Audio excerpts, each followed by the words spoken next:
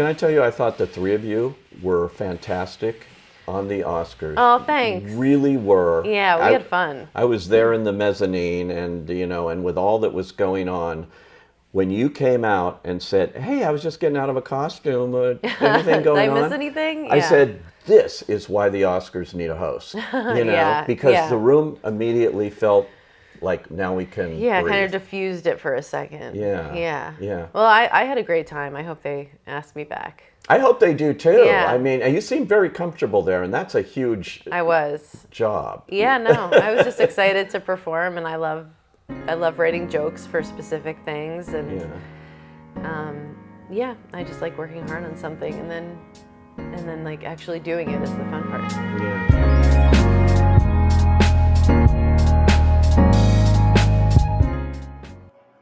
Have you seen Luca? I don't watch cartoons. Oh, that's all I watch, girl, because I can't deal with real life. What are you doing on your phone? Oh, I signed up for Jew Date. J-Date? Jew Date, honey, for me. They don't know who the hell I am. They don't know black women. They think I'm Lizzo. I've never dated a Jew. You know that? You are a Jew. I know. What you got against your people? Are you allowed to say Jew? Am I allowed? Yeah. I'm black. I can say whatever I want. Who gonna stop me? Oh, I don't know. I didn't know what the rules were now. Yeah, I love Jews. We thank you for your support. Well, you're welcome. I love everything about the Jews. Your style, your swag, you dancing around, you know what I'm saying? Bouncing people around in chairs and stuff like that. Oh, yeah.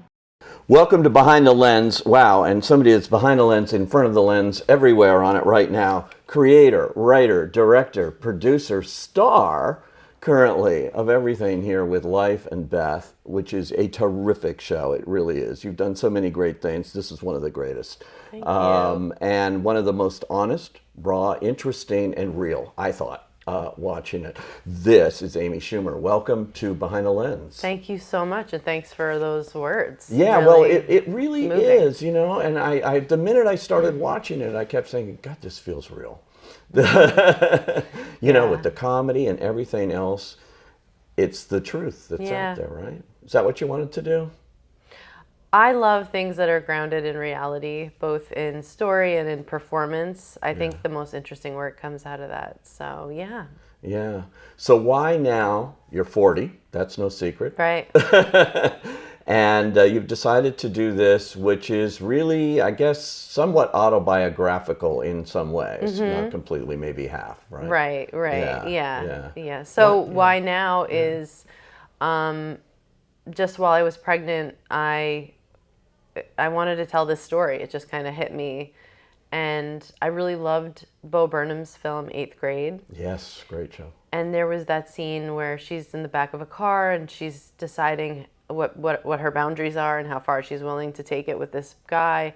And I just thought, God, that age is just so traumatizing, and I want to, dig deeper and tell my story of that age. Was it as traumatizing as it appears in many ways? Yeah, for you? It yeah, was. Absolutely, probably more so.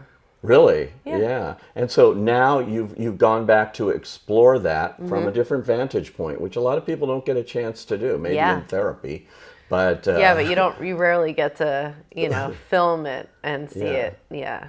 And I think you've done that before with Trainwreck for sure, which won you, I know, a Critics' Choice Award and a Writers Guild nomination and all kinds of honors for that. And that was a different sort of aspect coming out of your life, I imagine. Yeah. So why do you use your art here to explore your life in that way? It's how I process things. Same thing with stand-up. Most of my stuff is real, and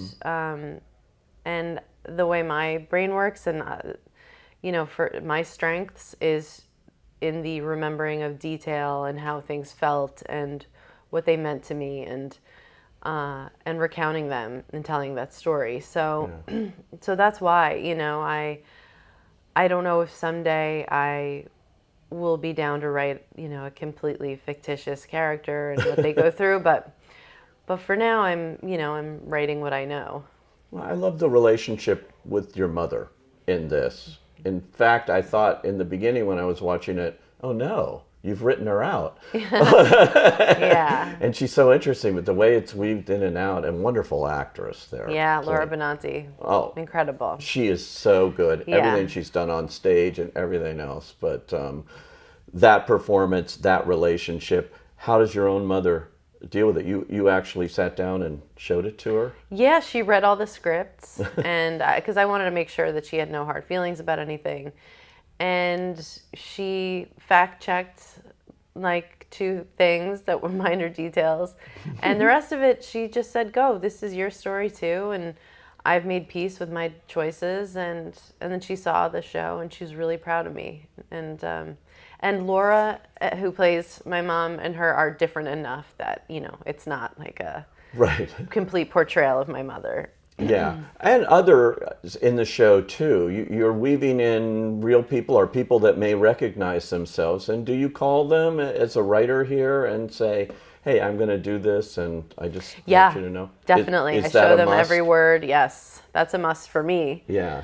Just because, you know, it's not my first rodeo, and I've definitely hurt people's feelings before, so I don't take that chance anymore. Yeah. Yeah. That's good. And actually your husband as well, with Michael Cera here. Yeah, Michael Cera is definitely doing a version of my husband on this show. Yeah. You're working with Hulu on this. I'm curious about the whole background, the whole production of it. You directed, I believe, almost half of them. Yeah. You know, right? You wrote them, you created it, you produce it. Yeah. You have great control. How are they? Do they have notes, or how do you handle all of that? They definitely had a lot of notes and were great collaborators and made the show stronger. I you know, at a moment was definitely like, hey, you wanted to make a show with me, let's rely on some of my choices without like me having to fight for everything. But I feel like in the end we came to a good understanding. And then once they saw the episodes, I think they were really proud of it and kind of understood what the show was supposed to be. Yeah. Is this a limited series, or could you see carrying it on?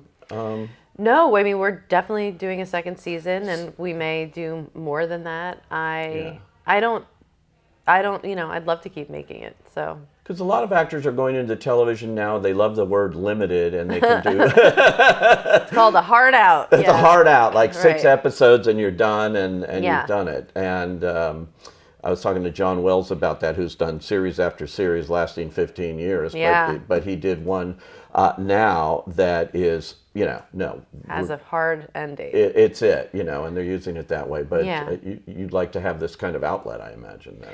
Yeah, I love this show, and I love the crew and everybody who makes it. So the idea of having another 3 to 10 years making the show with these people is really appealing to me. Do you like that kind of like open-ended format, 30 minutes, 25 minutes, you know, that sort of thing? Yeah, I love it. So much better than, you know, we used to have it be about 21 minutes, and you'd have to know right when the commercials were going to come, or whatever. And it's, you know, and also you couldn't curse, and you had to, you know, get past the censors. But this is, it's a lot different now, and I really enjoy that. Yeah.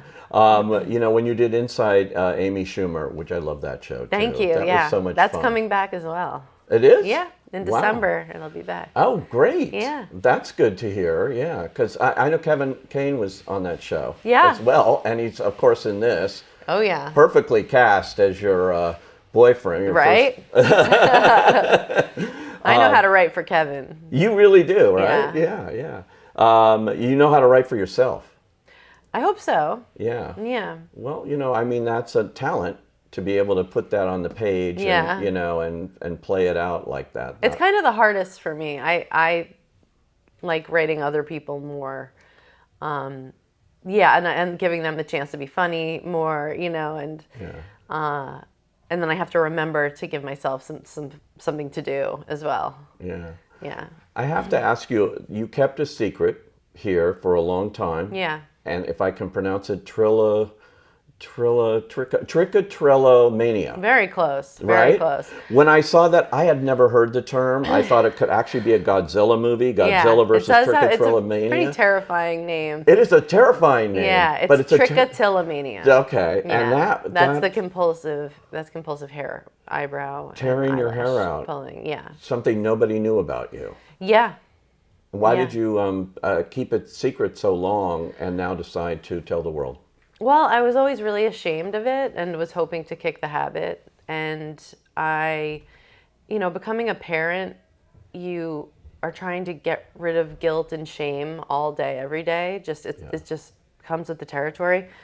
And so I'm like always saying to my friends and telling myself, guilt, shame, these are not helpful emotions if you can get rid of it.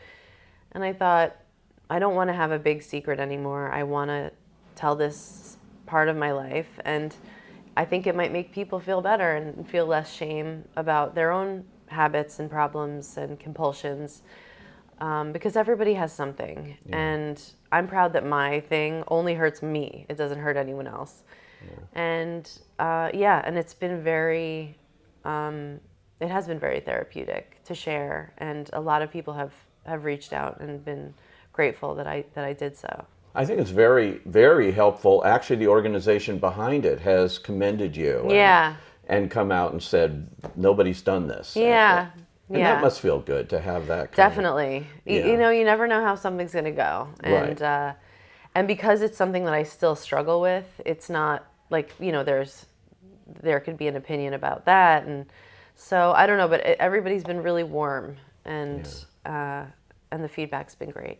I have to say, I'm a huge fan of a movie called The Humans, which I'd seen in New York originally as a play. Loved it better as the movie. Oh, great. The movie, the set, everything about it is so important there. Really beautiful film, huh? But what a great ensemble cast. Everybody brought it. I mean, really, Yeah, did you have a good time doing that film? I loved it. Yeah. It was so sweet. It was right before the pandemic. I was a new mom, and just getting to spend time with those performers, with Beanie Feldstein and June Squibb, Richard Jenkins, who I make fun of nonstop. He's the best. Stephen Yen and Jane Howdyshell. It was just, we became a real family. It was really nice. When you play a role like that, people go, oh, I know who she is. But no, you just lost yourself in that role. Thank you. Yeah. Yeah. It's fun to not just be a one-trick pony. Right. But like anything, you have to work really hard to get better and better at it. So that's why this being my, Life and Beth being my first time directing a narrative and, just wearing different hats in that. It was like, okay, hopefully this is the worst job I ever do directing, but I still am really proud of what I did. Any movie plans coming up beyond? I'm going to film a movie this summer that I'm going to follow their lead with that.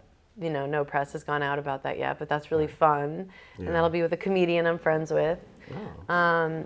And other than that, no, touring as a stand-up and shooting another season of Life and Beth. And I hope to do more of the sketch show. Keeping it all going. Let's go. We gotta strike while the iron's hot. Yeah, in every way in this business, which is great. And I just want to say one thing, how great is Chuck Schumer? Too. Oh, yeah. Let's tough hope he could do something. Yeah, I hope so, because, because we're almost out of hope. I know, right? Well, it's great. It's great that you're related to him. Yeah, and it's great. I'm proud. It's great. Amy Schumer's made her own name in this business. Thank you so much for joining us on Behind the Lens. Thanks for having me.